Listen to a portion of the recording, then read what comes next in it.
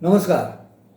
कुणीही न विचारलेलं माझं मत या माझ्या मालिकेमध्ये सगळ्यांचं पुन्हा एकदा मनपूर्वक स्वागत आणि मतपूर्वक स्वागत. कारण माझं मत तुमच्यापर्यंत पोचतं आहे, तुम्ही ऐकताय, प्रतिसादही छान देत आहे. आज अत्यंत महत्त्वाचा विषय माझ्या मतप्रदर्शनासाठी मी निवडलेला आणि तो आहे भ्रष्टाचार.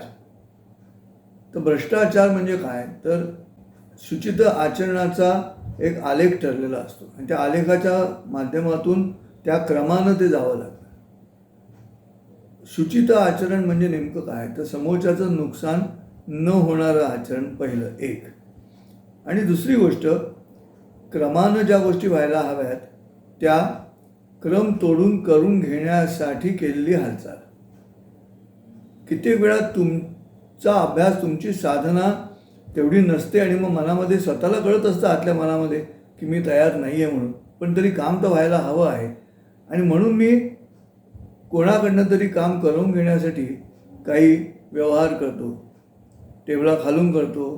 काही ठिकाणी अधिकृत आहे, टेबलावरती पण चालतात. पण हे कशासाठी चालतात, तर ते केल्यामुळे ज्याच्या हातात अधिकार आहे माझं काम करण्याचा, तो माणूस, तुम्ही त्याला काही दिल्यामुळे तुमचं काम पटकन करतो. बरं, हे देवळाच्या दारात सुद्धा आता सध्या चालू आहे.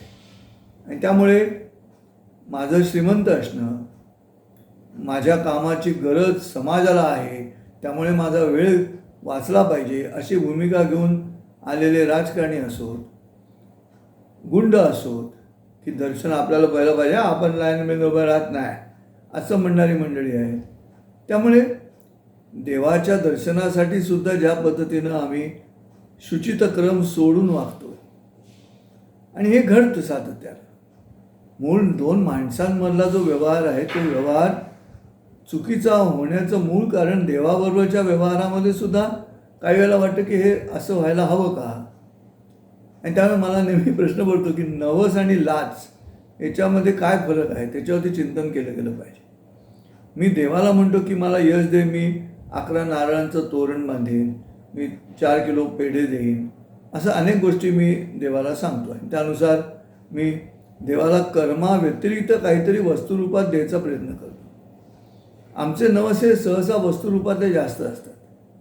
आणि त्यामुळे तू माझं एक काम कर, मी पारायण करीन, इथे काय दुसऱ्या कोणाचा संबंध नाही. हा नवस चांगला, मी स्वतः बसून 4 तासाचं पारायण करीन, माझं काम कर, इथे तुझी सेवा केलेली आहे परमेश्वरा, इथे मी तुझ्या चरित्राविषयी वाचन केलेलं आहे, तिथे मी आणि परमेश्वर एवढे दोघंच जण आहेत, पण माझं हे काम कर, असं म्हणून मी तुला 2 किलो पेढे ठेवणं, या सगळ्या रचना ज्या आहेत नवसाच्या, त्याच्या विविध छटा आहेत. जसं भगवद्गीतेमध्ये विविध यज्ञ सांगितलेले आहेत, तसंच आहे कर्म विविध सांगितलेली आहेत. अकर्म म्हणजे काय, विकर्म म्हणजे काय, विपरीत कर्म म्हणजे काय, विशेष कर्म म्हणजे काय, ते अंतिमतः त्याच्या परिणामावरती ठरतं. आणि त्यामुळे अज्ञात असलेल्या परमेश्वर रूपाला, दगडातल्या मूर्तीला प्राणप्रतिष्ठा झाल्यानंतर आम्ही जर नवस बोलतो, तो नवस आम्हाला त्रास होण्यासाठी किंवा आम्ही काहीतरी कर्म करण्यासाठी फार बोलला जात नाही, काहीतरी वस्तुरूपात देण्यासाठी जातो. आणि मग लक्षात येतं की ही एकदा मनोवृत्ती तुमच्या भक्तिमार्गात तयार झाली की मग तीच मनोवृत्ती तुमची माणसांबरोबर पण लागू पडते. आणि मग हाडामासाचा जिवंत माणूस समोर आहे, ज्याच्या माध्यमातून माझं काम होणार आहे, मला ठाऊक आहे, तर मी त्याला नक्की सांगणार की तुला काय हवं आहे, तुला काही देऊ का मी, तर तू माझं काम करशील. म्हणजे जिथे क्रमानं काम व्हायला हवं आहे तिथे न येता मी अन्य लोकांना बाजूला काढून मी माझं घोडं पुढे दामटतो नवसाच्या माध्यमातून किंवा लाचेच्या माध्यमातून. आणि म्हणून मला असं वाटतं की संपूर्ण जगामध्ये जो भ्रष्टाचार चालतो, तो भ्रष्टाचार नाहीसा होणार नाही जोपर्यंत मानवी मनामध्ये स्वतःचं कर्म करून नवस फेडण्याची इच्छा निर्माण होत नाही.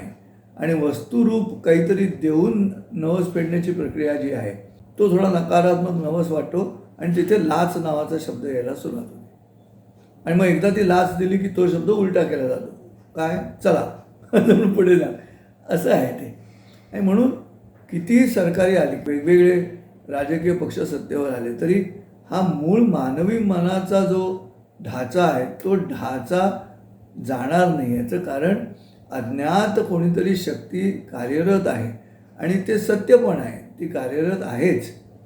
पण ती कार्यरत असताना जो नवस बोलायचा आहे तो काहीतरी कर्माचा बोलायचा आहे.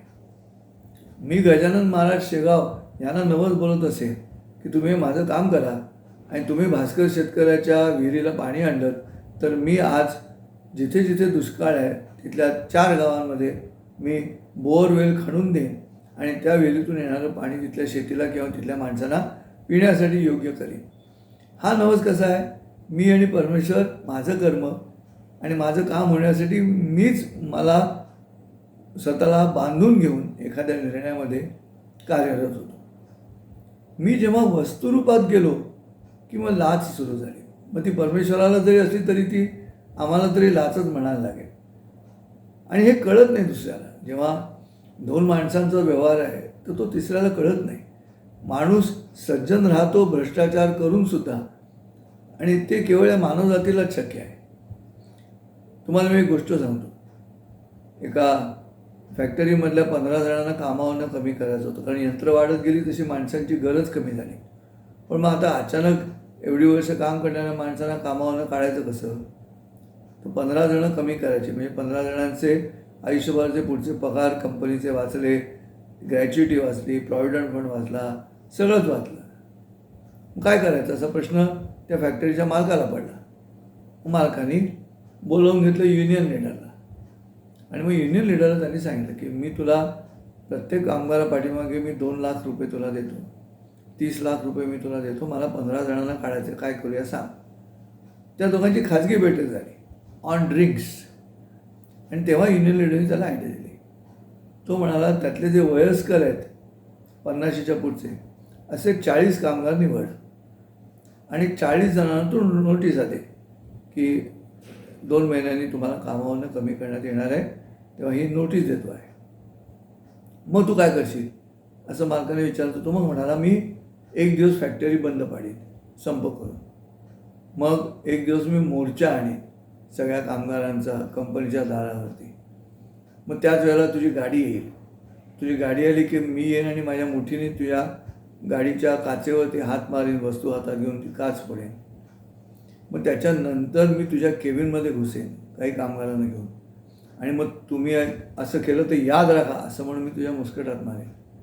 आणि हे सगळं झाल्यानंतर मग तू सांग की ठीक आहे मी 15 जणांना काढायचं ठरवतो आणि मग आपण दोघंजणं युनियन लीडर आणि मॅनेजमेंट मिळून आपण हे डील पक्कं करू की 15 जणांना कामावरनं काढायचं. आता कामगार नेता 30 लाख रुपये घेऊन मोकळा झाला. ह्याचं काम झालं. उलट ड्रिंक्स घेताना तो मालक म्हणाला हळू मारो जरा. श्रोतेहो विचार करा या गोष्टीचा. हे कामगारांना कळायला मार्ग नाही. कामगारांसमोर लढाऊ कामगार नेता, दणदणीत भाषण देणारा, साहेबाची गाडी अडवणारा, त्याची काच फोडणारा, केबिनमध्ये जाऊन त्याच्या मुस्कटात मारणारा आणि 40 जणांना काढणार होते ते 15वरच निभावलं. 25 जणांचा सगळा आयुष्याचा भाग या कामगार नेत्याने वाचवला. म्हणून कामगार नेता आयुष्यभर परमेश्वर राहिला. त्या 25 कामगारांना वाईट वाटलं नाही की 15 जणांना काढलं म्हणून. तुम्ही सांगा मला हे कधी कळणारच नाही ना. युनियन लीडर मलेश्वर करणार नाही, तो मालक मलेश्वर करणार नाही की हा व्यवहार काय झाला. आणि म्हणून आपल्याला काय करायचं आहे हे जे मी सोमवार आणि गुरुवार एक ओवी ऐकवतो त्याचं कारण समाजाची मन शुचित करायला लागली. स्वतःलाच वाईट वाटलं पाहिजे, स्वतःच्या मनालाच कळलं पाहिजे की हे पाप आहे. परोपकाराय पुण्याय पापाय परपीडन ही म्हण उलटी झालेली आहे. आता परोपकार तर कोणी करतच नाही आणि पापच मोठं झालं. पाप आणि पुण्यामध्ये श्रोतो अक्षरसुद्धा ना प पटकन जवळ येतात. स्वतःला वाईट वाटण्याची क्रिया घडली पाहिजे, ती घडत नाही. पुण्य एकत्र यायला वेळ लागतो. प न य असे एकत्र यायचं पुष्कळ वेळ जातो. तेव्हा श्रोतो या गोष्टीचा विचार करा की जर हा भ्रष्टाचार थांबवायचा असेल, मग तो कुठचाही असेल, आचरणातला भ्रष्टाचार असतो. हे पोलिसामध्ये असतं ना अंडरकव्हर म्हणजे कुठचं तरी वेश धारण करायचं आणि काम पोलिसाचं करायचं, त्याला म्हणतात अंडरकव्हर इंग्लिशमध्ये. अंडरकवर पॉलिटिशियन्स पण आहे की काय असं वाटायला. आणि संजय उपाध्ये चांगला बोलणारा आहे म्हणून एका राजकीय पक्षाने मला सांगितलं की उपाध्ये तुम्ही भाजपचं काम करा आणि तुम्ही भाजपमध्ये काम करा, तिथे मोठे व्हा, मी तुम्हाला महिना पगार देतो 2 लाख रुपये आणि तुम्ही भाजपमध्ये हळूहळू मोठे व्हा, मी तुम्हाला बाहेरून मदत करतो, तुम्ही तिकडे मोठे व्हा. आणि मग तिकडे मोठे झालं की अत्यंत महत्त्वाच्या क्षणाला कधीतरी मी सांगेन की तुम्ही बंड करा म्हणून. हा अंडरकवर पॉलिटिशियन दुसऱ्या पक्षात असू शकतो. इंग्रजांनी असे अंडरकवर पॉलिटिशियन्स भारतात तयार केले. जेव्हा ब्रिटिशांच्या लक्षात आलं की जहाल आणि मवाळ यापैकी मवाळ जे आहेत त्या मवाळांना आपल्याला अंडरकवर घेता येईल का, की जे ब्रिटिशांच्या बाजूनीच हालचाल करतील, इन्क्लाइंड मुवमेंट्स करतील. आणि म्हणून कळायला मार्ग नाही नेमकं काय घडतं ते. मग शेवटी एकच उपाय शिल्लक राहतो की तुम्ही परमेश्वर आणि पापपुण्याची कल्पना. पण परमेश्वरालाच तर रिटायर करा म्हणायला लागल्यानंतर पापपुण्य सांगण्याचा जो मुद्दा आहे, जो ज्या ठिकाणी जन्माला येतो तो परमेश्वरच नसेल तुमच्या मनामध्ये आणि नास्तिकतेच्या अतिरेकामध्ये तुम्ही ईश्वराचं अस्तित्वही मान्य करणार नसाल तर तुम्हाला पापाचंही भय राहणार नाही. आणि जेव्हा पापाचंही भय राहत नाही ना तेव्हा पृथ्वीचा विनाश व्हायला सुरुवात होते. तुम्ही विचार करा, हे माझं व्यक्तिगत मत आहे की आम्ही शुचित पद्धतीनं आचरण आपलं स्वतःचंच ठेवायचं का. मन गुरु आणि शिष्यकरी आपुलेची दास या भूमिकेमध्ये मीच माझ्यावरती सेन्सॉरशिप करायची का माझ्या आचरणावरती. मीच स्वतःला आत्मसंयम नावाची जी कल्पना आहे ती आणता येईल का. मग ती योगशास्त्रामध्ये आहे, नवविधा भक्तीमध्ये आहे, दैनंदिन जीवनामध्ये आहे. आत्मसंयम मीच मला थांबवणं. शेवटचे 2 शब्द सांगतो, एक आहे स्वतंत्र आणि एक आहे स्वैराचार. स्वतंत्र म्हणजे मीच माझ्यावर घालून घेतलेली बंधनं म्हणजे स्वतंत्र. तंत्र म्हणजे मर्यादित असतं ना, तंत्र मर्यादेशिवाय तंत्र होतच नाही. टेक्निक बाय डिफॉल्ट तयार होताना लिमिटेशन्स आहे म्हणून ते टेक्निक आहे ना. त्यामुळे स्वतंत्र मीच माझ्यावरती घालून घ्यायची बंधनं कोणी न सांगता त्याला स्वातंत्र्य म्हणतात. मी माझ्यावरती बंधनच घालून घेणार नाही आणि यो मेरी मर्जी असं जर मी वागणार असेल सगळीकडेच तर त्याला स्वातंत्र्य म्हणत नाही, त्याला म्हणतात स्वैराचार. आणि मग समाजामध्ये ज्यांना फूट पाडायचे ना ते ह्या स्वैराचारालाच अभिव्यक्ती स्वातंत्र्य नावाचं गोंडस रूप देतात. पण मूलतः तो असतो स्वैराचार. आणि स्वैराचार हा वणव्यासारखा असतो, तो अख्खा डोंगर जाळून टाकतो. आणि स्वतंत्र जे आहे, स्वातंत्र्य जे आहे ते यज्ञासारखं असतं.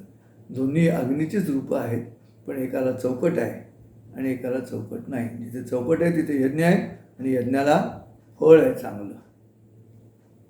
म्हणून ज्ञानेश्वर माऊलींनी भगवद्गीतासारख्या अत्यंत महत्त्वाच्या ग्रंथाचं निरूपण केल्यानंतर शेवटी त्याने वणवा शब्द नाही वापरला.